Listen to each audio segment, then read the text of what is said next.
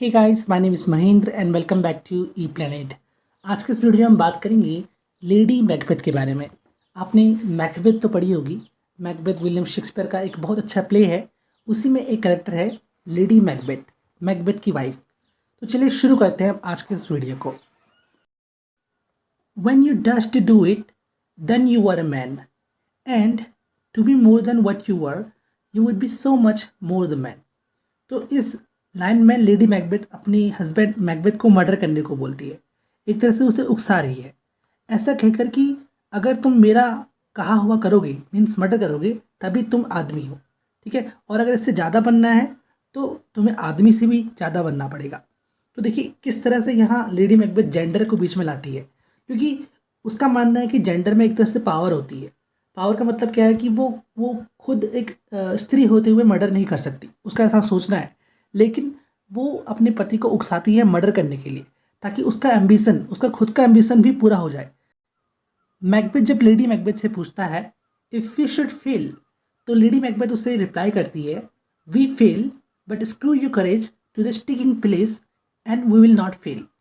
तो देखिए इस समय जो एक रियलाइज होता है लेडी मैकबेथ की बातों से, वो ऐसा लगता है कि जैसे कि वो उसने पहले से प्लान बनाया हुआ है और वो मैकबेथ के करेज को बढ़ा रही है ताकि वो मर्डर कर ले।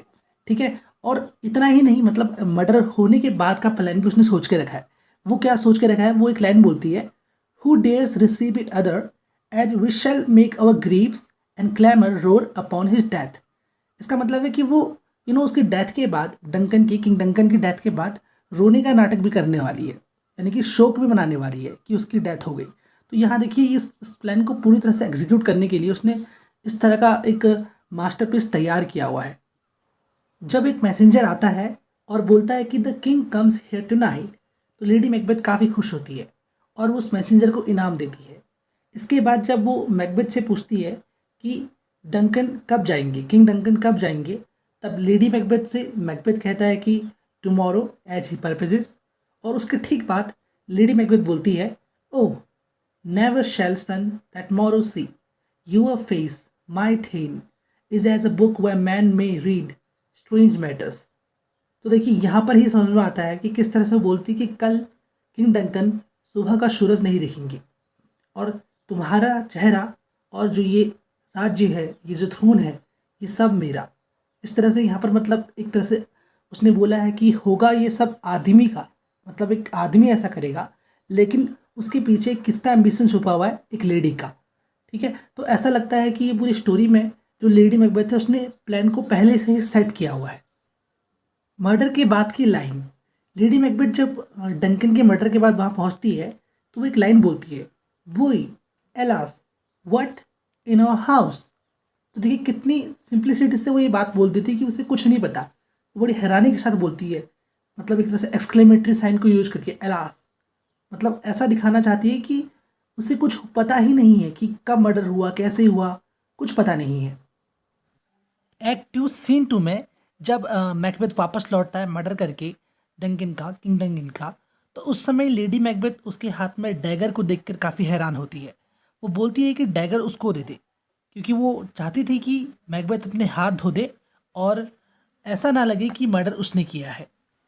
फिर एक्ट 5 और सीन 1 में जब वो एक लाइन बोलती है hairs the smell of the blood still all the perfumes of Arabia will not Sutton this little hand.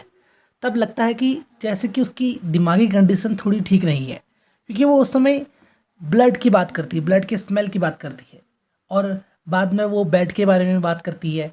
और जैसे कि उस समय गेट को नॉक किया गया था जब मैकबेथ और लेडी मैकबेथ रूम में थे, तो उस समय की भी वो बात करती है।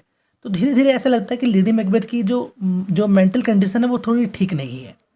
और लास्ट में जब लेडी मैकबेथ सुसाइड अटेम्प्ट कर लेती है तो सेटन मैकबेथ को ये बात बताता है और मैकबेथ एक लाइन बोलता है life is but a walking shadow, a poor player that struts and frets his hour upon the stage and then is heard no more. It is the tale told by an idiot full of sound and fury signifying nothing. और इसके बाद Macbeth messenger से बात करता है। तो पूरे play में हुआ कुछ इस तरह का कि मैकबेथ की कुछ विचेस से बातें हुई, विचेस ने मैकबेथ के बारे में प्रिडिक्ट किया कि वो फ्यूचर में राजा बनेगा, और बैंको भी जो बाद में गोश्त बन जाता है। तो उसका बेटा बाद में एक राजा बनेगा। तो इसके बाद क्या होता है कि किस तरह से मैकबेथ राजा बना, उसकी वाइफ के एम्बिशन के कारण, किंग डंकन की डेथ के बाद। तो उसके बाद से पूरी स्टोरी जो है वो उसकी वाइफ की एम्बिशन की आती है, और लास्ट में किंग डंकन की भी डेथ हो जाती है और लेडी मैकबेथ की भी डेथ हो जाती है। बाद में जो बैंको का बेटा होता है फ्लिंस, वो रिवेंज लेने आता है और बाद में वो राजा बनता है। तो इस तरह से स्टोरी एंड होती है। तो दोस्तों, इसी के साथ आज की इस वीडियो को यहीं पर समाप्त करते हैं। Thanks for watching this video.